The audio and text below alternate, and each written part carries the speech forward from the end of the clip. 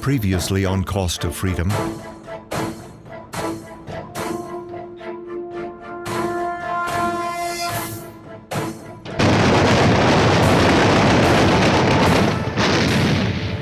And I was trembling, shaking like a leaf. And I looked around, and there were only two other guys walking around like me, like zombies. Give the girls my parents' name. When they got leave, they'd call my folks, and folks would feed them a home-cooked meal, and they'd get to play with the twins. The only points I dropped was on the 200-yard line. They moved back 300 yards and 500 yards, and a bullseye every time there. So they took me out of communications and immediately assigned me as a sniper. Would form again, and just you started down, the instructions were dummy run, and the Marines knew it was a dummy run. And the minute you start down, of course, naturally the enemy's going to hit their foxholes. The Marines got up and charged, hoping we didn't shoot them in the back, and we knew it was a dummy run too, see?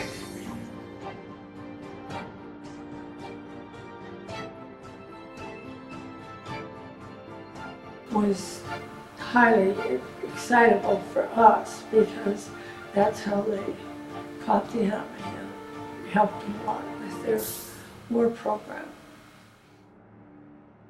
We heard the Germans coming down through this valley, a group of soldiers looking for us. In fact, one of them, I don't think more than 100 yards from a big rock hiding behind. And they didn't find any of us.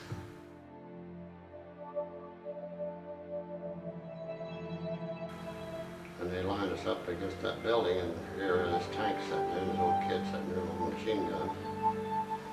And one of the guys could speak German, and he later told us they were arguing whether to shoot us or try to take us out.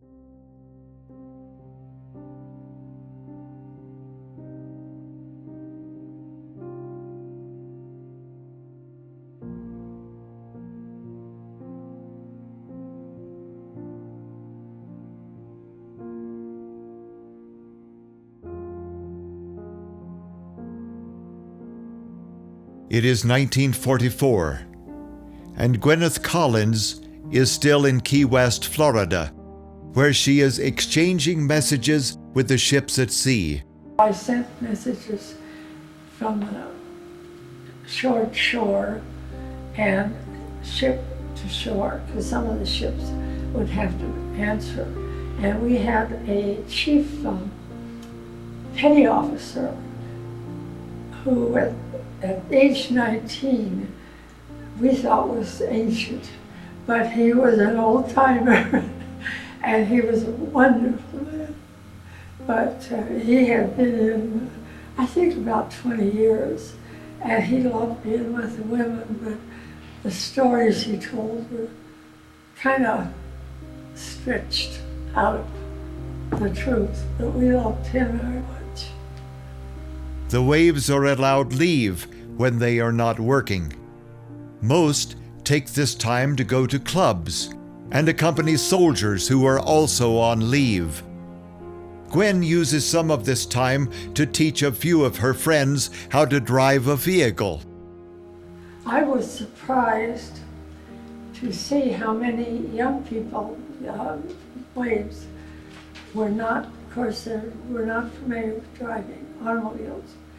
And so we worked nights, sometime midnight to 8 in the morning. So anybody that wanted to learn to drive, I was happy to take them out. It wasn't my car. And teach them to drive. Of course, we had a whole airfield, so there wasn't much danger of hitting anything. But I taught a lot of my friends how to drive, so that was a thrill for me. Fearing extremely high casualties in taking the islands of Japan, the United States starts to train several women's units in flying aircraft. And when they said we had to learn to fly, of course, that was a treasure for me. So I was just thrilled. And we flew out of Sky Ranch was the airport. It was just a little one starting up. And I'm sure they had ex-GIs that were flyers that taught us and helped us get our licenses. And so it was more than what I expected. Soldiers and sailors in port who are on leave are happy to spend this time with women and not men. The men's and women's quarters and rations were always segregated, but they are still allowed to interact with one another. I think the men were relieved to see something besides a male. And of course, we had a PX, and we had a movie every night, some kind of entertainment.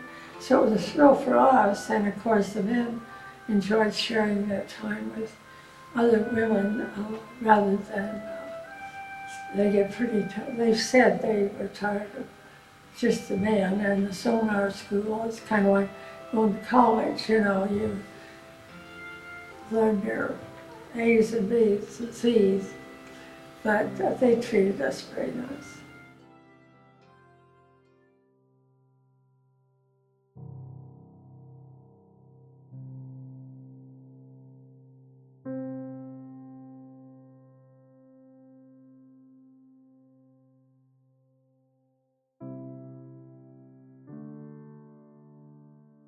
Mildred McCormick is in Camp White, Oregon, with a supply unit in the WACS. Her boyfriend is in the Pacific with the 18th Navy Construction Battalion, or Seabees.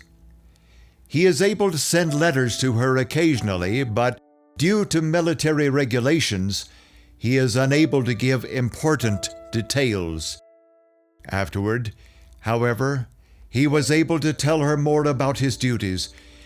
One of these stories is about building a landing strip on a Pacific island. General Smith called him and said that they were having plane trouble, they needed to land. And they said, well, a landing strip's not long enough for your giant airplane. He said, it's either that or the deep.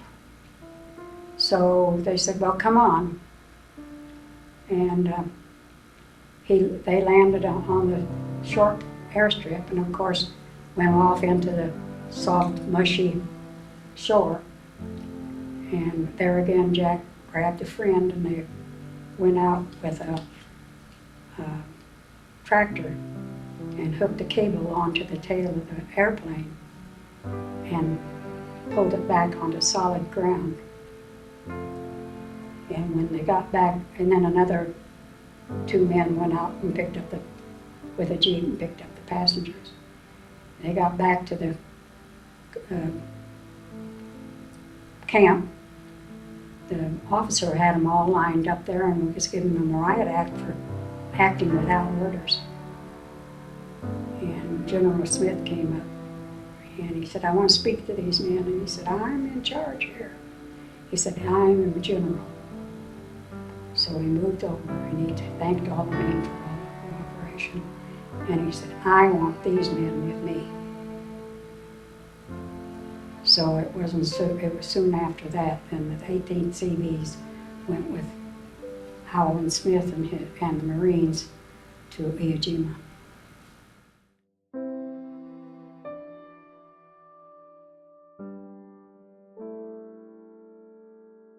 During her duties at Camp White, Mildred is sent to San Francisco for leadership training and travels down to California by car with some of the other officers.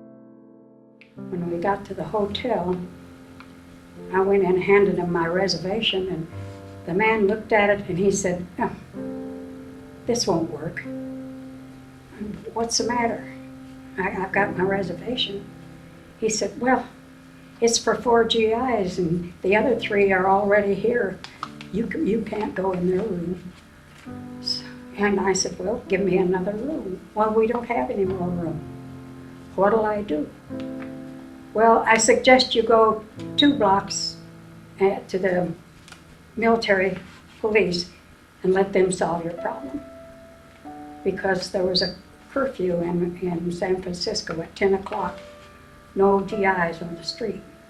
It was then 9:30. So I went around and found them, and they found me a motel. While there, Mildred receives another letter from her boyfriend, who writes a dark account while he is on one of the islands. When the air raid is over, they line up at a well. And the man at the well draws a bucket of water and pours it over the man behind him, and he slushes off what he can. And then he gets a bucket of water and pours it over the guy behind him. Suddenly there was no water. So with a metal mirror, they shine a light down there, and there was a dead Japanese blocking the rest of the water.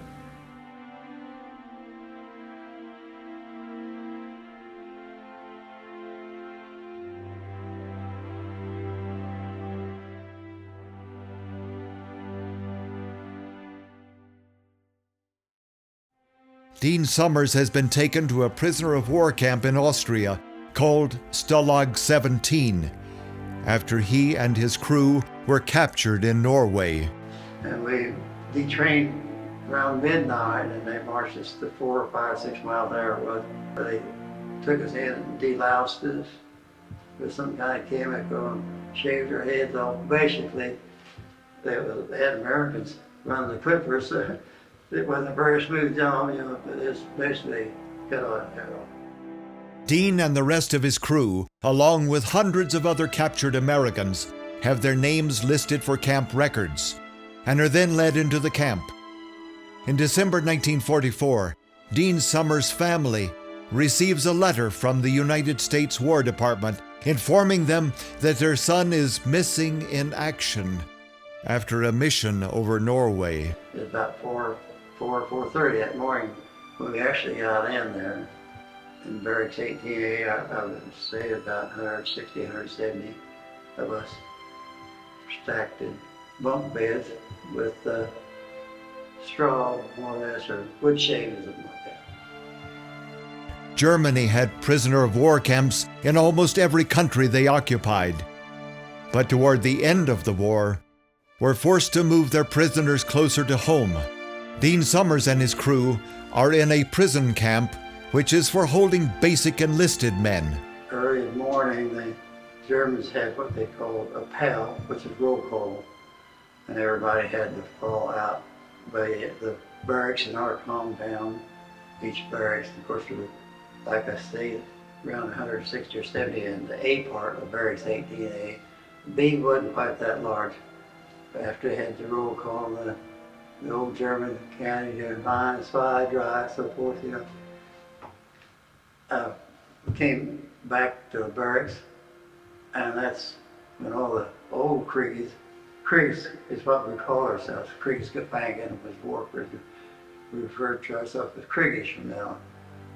Dean is lucky to get letters sent to his family from the prisoner camp, and also receives letters from home.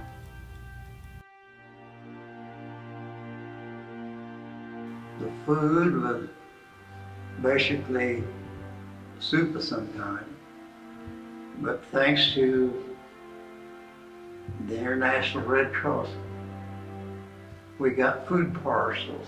Now didn't get them regularly. The Germans always said, well, your plane's bombed the train or something to turn in. But this is furnished through the International Red Cross, Geneva, Switzerland. And I might add, a long time, about 1927, various countries had this meeting, and they called it the Geneva Conference, when they set up certain rules to abide by for prisoners of war. And that was a lifesaver for us. Now, you go to Japan or Russia, neither one of them are members. And how lucky I am, I was in a German camp rather than a Japanese prison camp. Most of the prisoners try to make their imprisonment be as comfortable as possible. With help from care packages from the Red Cross, the soldiers can make some things easier on themselves. We eventually got some music instruments in and had a band. Of course, we were pretty well represented, professional-wise even, Baker, he'd been a musician, and Dan Felper had worked for Disney, doing that stuff, for the Disneyland. So there's all types of professions represented here. Some of them was, weren't all like that, 22, 23 maybe. But there's fellas in there, you got caught in the draft that been 27, 28 when they're drafted. So some of those, was in their early 30s maybe. Under the Geneva Convention, prisoners of war were to be treated the same as the other side's soldiers were treated. Unfortunately, prisoner abuse is still somewhat prevalent to some degree in all the camps. Prisoners that make escape attempts are usually punished in some way and frequently executed. And there's some times that some people were abused quite a bit. And there's always a guy that thought he could escape. And if you saw Solog 17, the movie, well, they had this, that's based on a true incident, in fact, where they talk about Lieutenant Dunbar and the 407 Squadron, 92nd Bomb Group.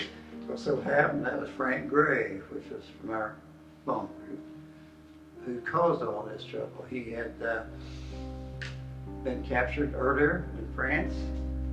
Anyhow, beat a guard up, some escaped.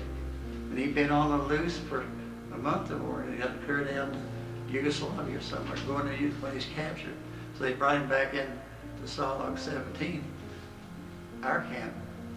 Late in the evening, just put him in the barracks with the idea they'd pick him up the next morning. Well, the next morning, roll call, they couldn't find him. Somebody's covering for him. And that resulted in a three-day shakedown. Where first morning we was told, take what possessions you have, which would be your little hot clothing you had and your food, and go out in the compound as if you were going to leave. In other words, you took everything that you owned with you.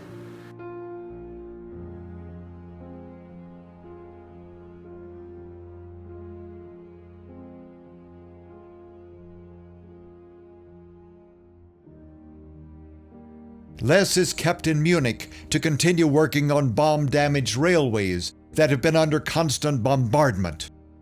American bombing is done during the day, and British firebombing is done at night, which means that prisoners must constantly be relocated to safe positions. One time they took us down a winding stair right underneath the railroad track there in the Munich station, and it turned out to be a brewery down in that thing. Well, they had 2 guards with 50 American prisoners, and that's a bad thing to do when there's beer around. So anyway, we decided to get about half of them back in the corner and start a fight. And they had hoses running from one beer vat to another. And while they were fighting back in that corner, we cut the hose and drank beer, green beer. And when we got our fill, we started a fight over in the other corner, and they come over to try to break that up, and the other 50 Yanks, they got to drink a little bit. There were a lot of funny things like that happen. The POW camp where Les and his unit are being forced to work is known as Stalag 7A. By now, most of the factory and construction work required in Germany is done by forced labor, due to Germany's desperate need for all able-bodied citizens to fight. Well, we were lucky to be in a camp that was close enough to Switzerland that the National Red Cross would come over there about once every 2 months. Plus, we had our camp commandant, Captain Mohan, was an old Prussian army officer. And he told us when we got there, he said, I know you don't like being here, and I don't like you being here, but as long as you do what I tell you to do, we won't have a problem. And we never did. He had 2 or 3 guards that were bad, but they were always usually disciplined for any mistreatment of the prisoners. So I was fortunate in that respect to have a decent, humane man to be our leader there.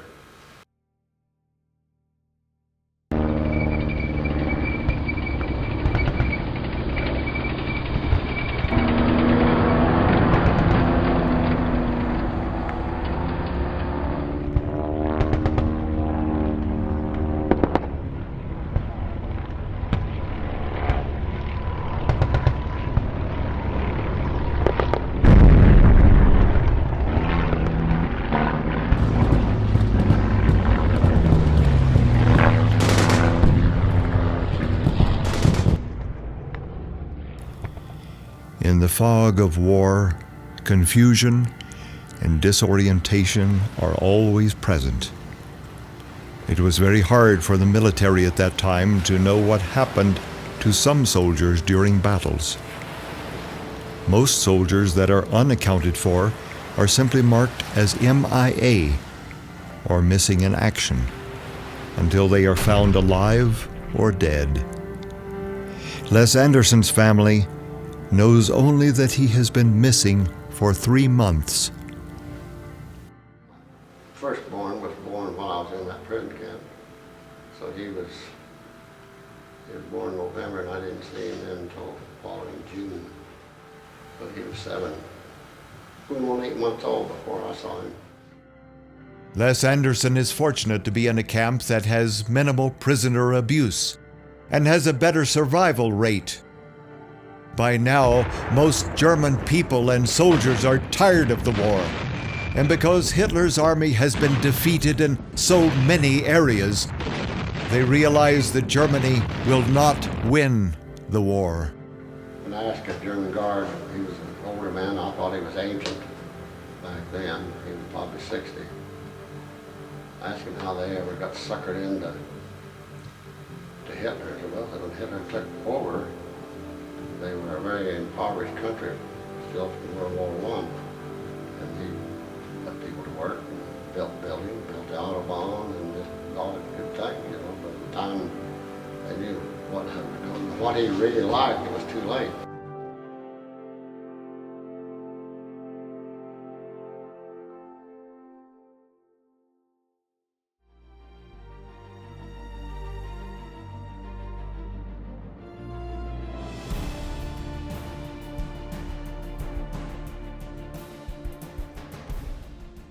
As Ernesto's division advances westward to Germany in the winter of 1944, he is injured in an accident.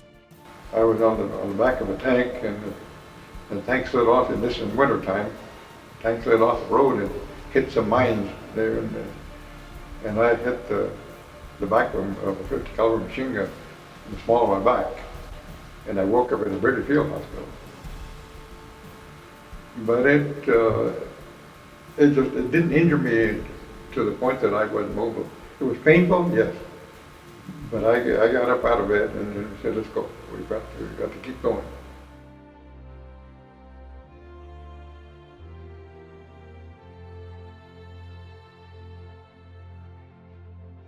While Ernesto is recovering in a British field hospital, he is joined by other men in his division who also have been injured or wounded. And I recall one funny one that I've never forgotten. We landed in the British field hospital, and those people were Cockneys, the nurses, they were Cockneys.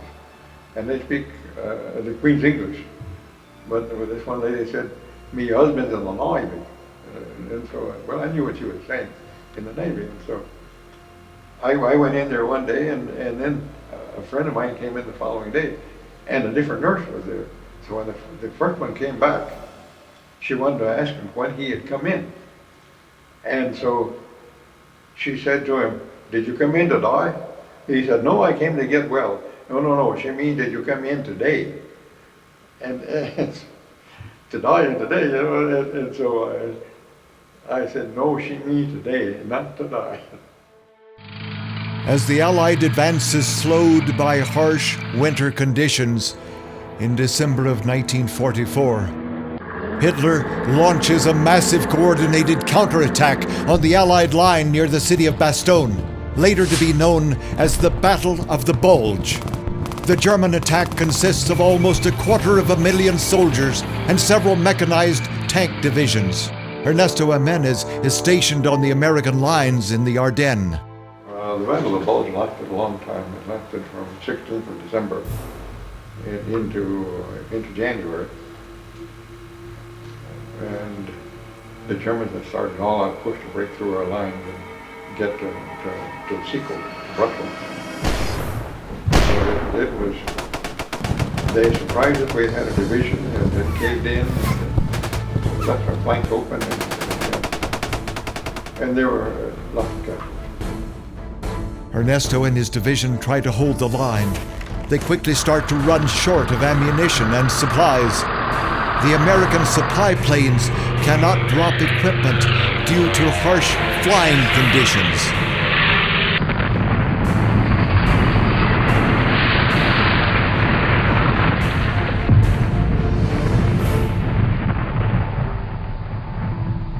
The snow was very deep and extremely cold, and we were not prepared for it. Most of us didn't have snowshoes. We had galoshes for keeping the water and rain out. So our troops, the ones that I was with, we didn't have any, so we just wrapped blankets around our feet to keep them from freezing. The extremely cold weather regularly drops below freezing at night, and most men lack even coats or blankets. They are unable to light fires because it will reveal their positions. Because of the harsh conditions and waiting, the Germans continually launch artillery bombardments on Allied positions. Still, the Americans hold their line, and the Germans never break through. When we get bullets rationed out to us, a couple of times they give us each one clip of bullets, 5 shells, 5 bullets. And they said, when you run out of those, you go run.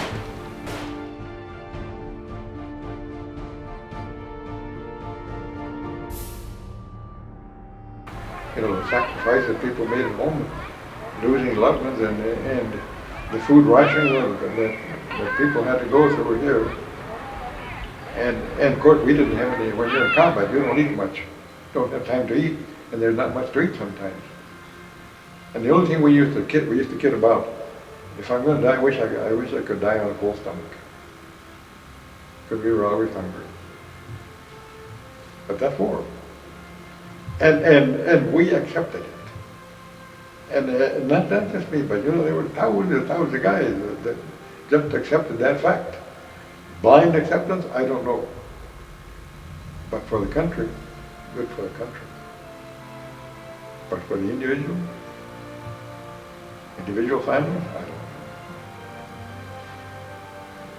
know. Because people say, how could you be so blind to things? And I said, well, my eyes were open. Were yours closed?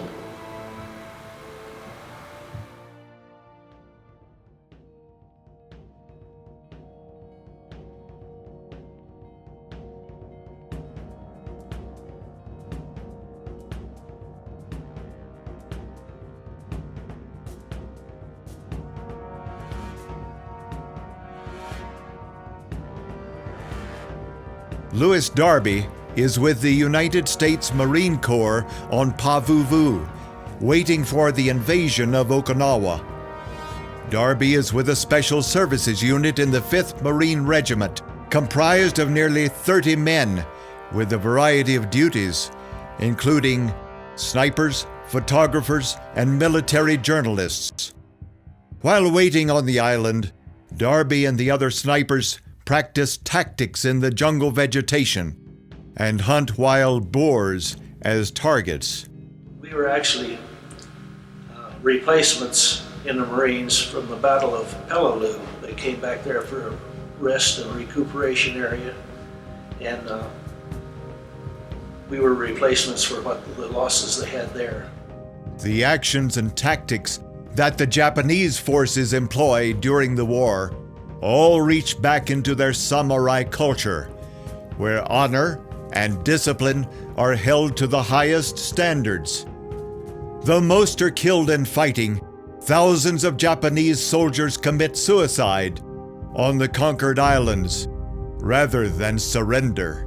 The propaganda was that the Japanese couldn't see very well and they were small people and all that kind of stuff, but if it hadn't been for the atomic bombs, it would have been a terrible slaughter to go into Japan. But they were, as far as soldiers were concerned, they were very dedicated soldiers, and they were good at what they were assigned to do for sure.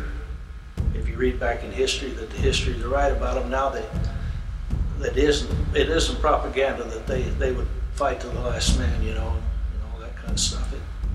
That was actually true. On April 1, 1945, the 1st and 6th Marine Divisions and the 7th and 96th Army Divisions land on the 80-mile-long stretch of land called Okinawa. The divisions that land on the island number near 50,000 and continually grow over the course of the battle. The number of Japanese defenders believed to be on the island is estimated at over 120,000.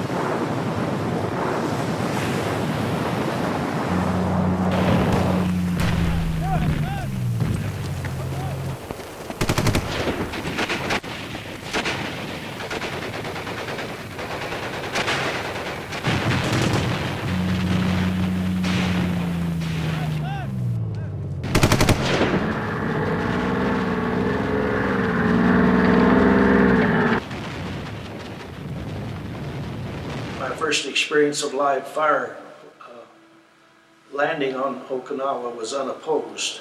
There was I think it's just about the only unopposed landing in the Pacific. They let us all get on shore before anything started happening. And And that was their tactics because they only had a limited number of men. But my first experience with live fire was they had set up camp and it was getting almost dark on the first day. And an airplane come down through and strafed the outpost. It was an American plane. And so the captain called the ships and he wanted to know if they had any planes in that area. And they said no. And he says, well, I just wanted to be sure because if he comes over again, we're going to shoot him down. He didn't come over again. But those 50 calibers bouncing around makes you aware things are starting to happen.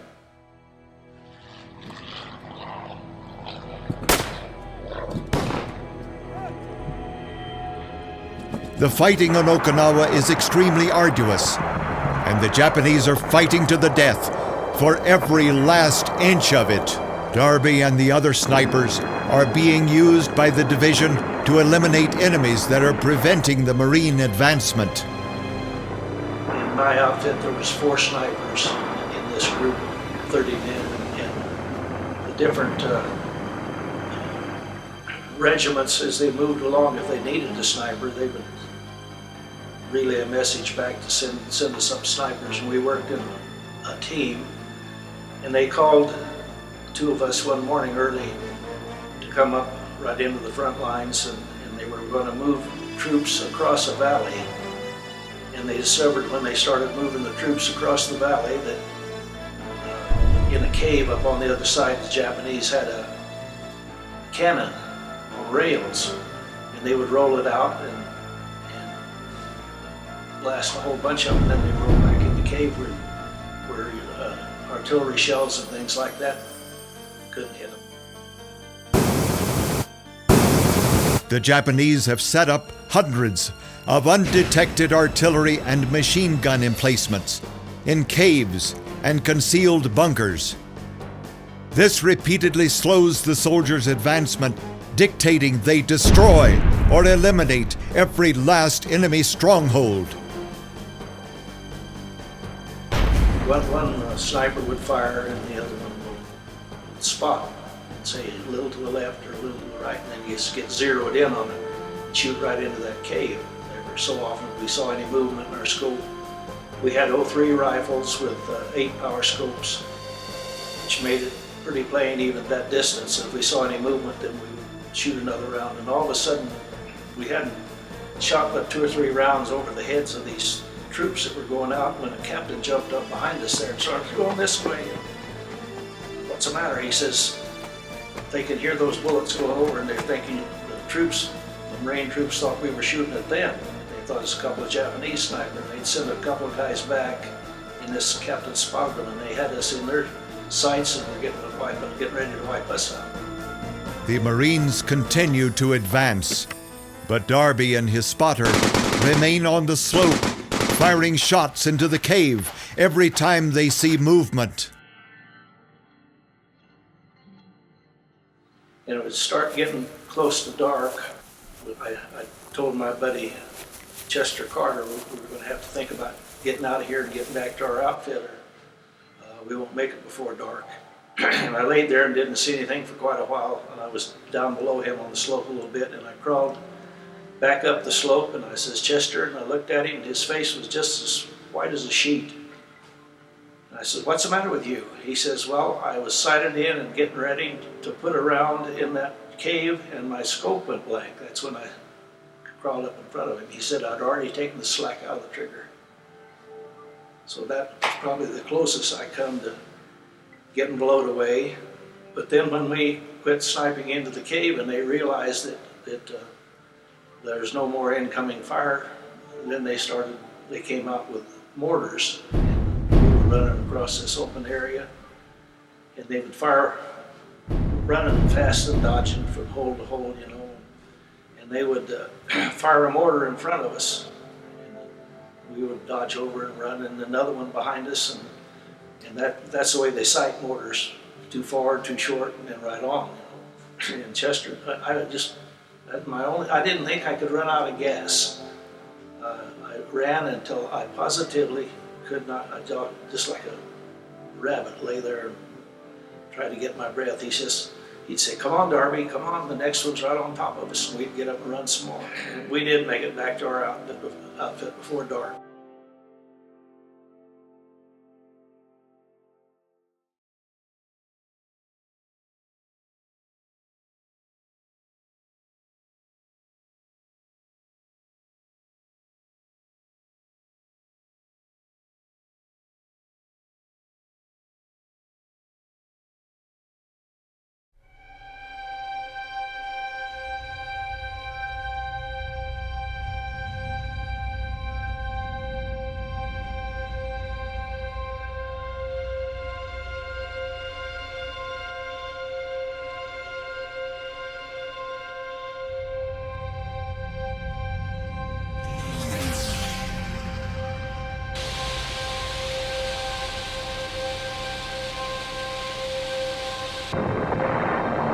At this time, the beach landings and invasion of Okinawa have already begun, and John Stewart is helping to provide air support for the troops hitting the beachhead. Flying is a pretty painless way to kill people.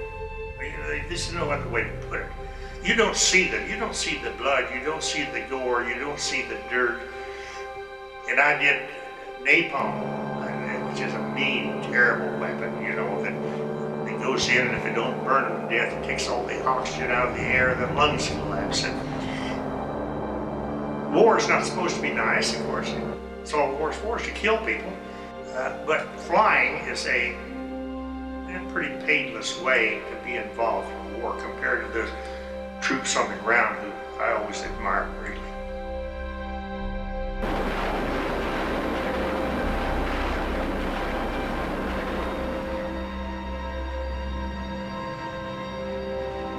In between battles and preparation for battles, soldiers try to keep in touch with friends and loved ones back home.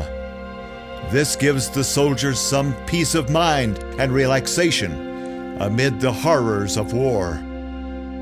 John Stewart's girlfriend is back in the United States, working as a secretary in San Diego, and they sent letters to each other as much as possible. But it took about a month if he was at sea for the letter to get to him.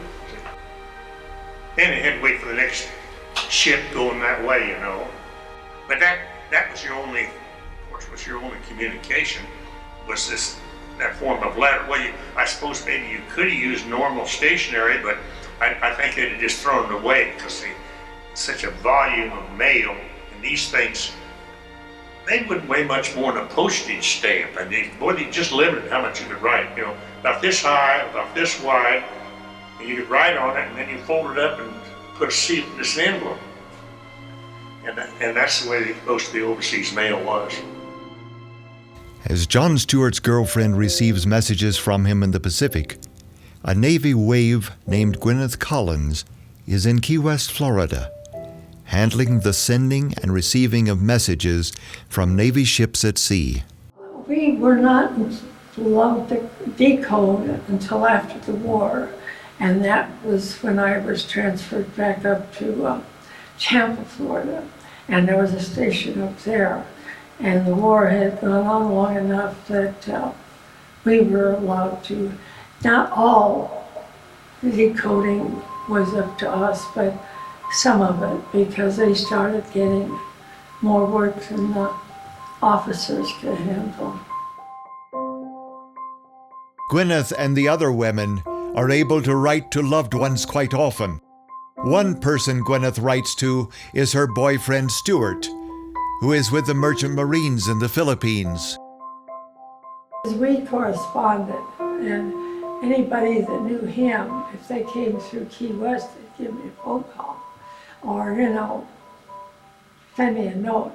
So I don't think the young people were as terrified as parents and brothers and sisters, because they were too busy doing a job and thought their job meant more to winning more, I think, because that's the way I felt, gotta get this done, gotta get this done. And they didn't put up with any nonsense in the service. So you did what you're supposed to do and enjoyed yourself when you could. The war effort has drained many resources throughout the country, making it necessary for all families to carry ration cards. Because we were still having trouble feeding people, our own people. The sugar was rationed, flour was rationed, things like that you never hear of, and yet people around the world live without every luxury, so but we had enough to eat, but we just didn't have all the sugar we wanted. The United States is not the only country suffering from supply shortages. Almost every country is, especially smaller, poorer countries. While on leave, Gwen, along with some of the other women, travel on one of the ships to Cuba, where they are able to see firsthand the poorer conditions. They were so poor even then. And I had been given a silver dollar bracelet. And I think I had a silver dollar necklace. And we would see them one place, and they'd be at a restaurant or someplace else. And they just stared at those silver dollars. And that would have got a lot of beans and rice, I guess, in Cuba. But the kids especially were just fascinated. And of course, there wasn't any place I could put the necklace or the bracelet, and they just looked and stared at it.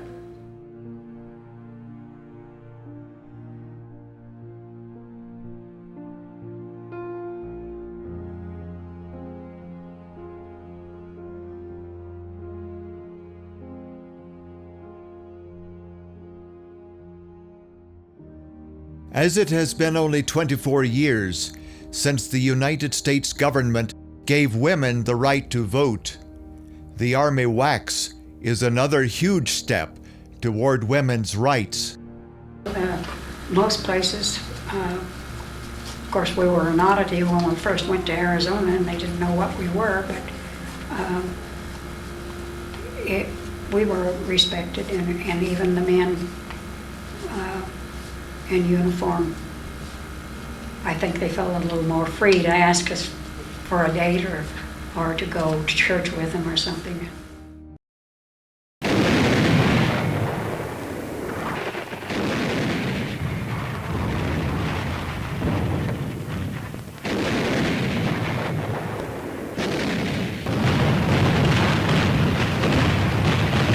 Mildred McCormick's boyfriend is on the island of Iwo Jima with the 18th Seabees when the island is taken by the American forces. And he was there when they raised the flag, helped bury the dead. They dug long ditches and wrapped the dead person and toe tagged them with their dog tags, and then covered them up until the graves were ready because of mosquitoes and malaria and so on and so forth. In 1945, Mildred is sent to work in a veterans hospital in Ogden, Utah. There we had 6 weeks of training. The group of us went there. We had 6 weeks of training, of which time I was sometime in each department, each ward, so that I know what my girls were doing, because I was the staff sergeant that was going to be the duty sergeant for the girls.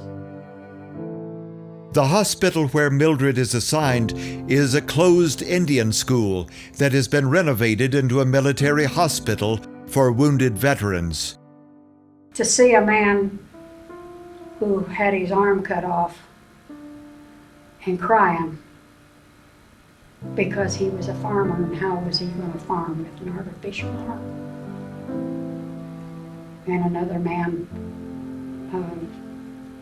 brave enough that he was belly down on a gurney with a cane on each hand, and he'd go down the hall visiting here and there. When he came to a ramp, because at the landing at the ramp, there was a Coke machine. When he came to a ramp, he'd lay there and thumb his way down till someone would take him down to the Coke machine so he could get his Coke and then go on his way.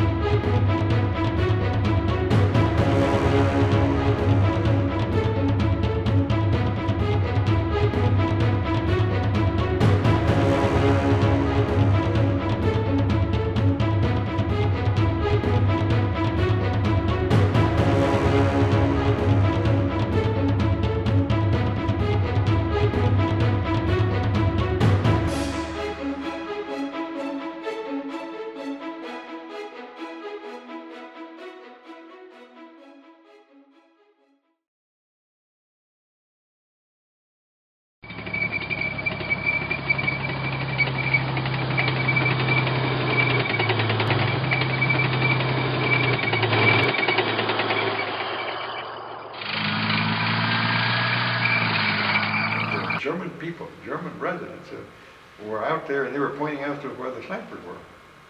And when they were finally quit, do you know that we got hugs and kisses from those German people that they were tired, sick and tired of war? That surprised me. Just getting back to the States, you know, it's raining, miserable day when we went under the Golden Gate Bridge. I'm standing up on the deck of a carrier that had taken a kamikaze and was burned out. And going under that Golden Gate Bridge, the rain coming down my face, is the most beautiful place I've ever seen. You know, it was just a new thing. We kind of broke the ground for World War II, women in service. And of course, I think everybody thought, well, it changed the world. We got it in the early evening or just starting dusk. And we got to see all the harbor lights.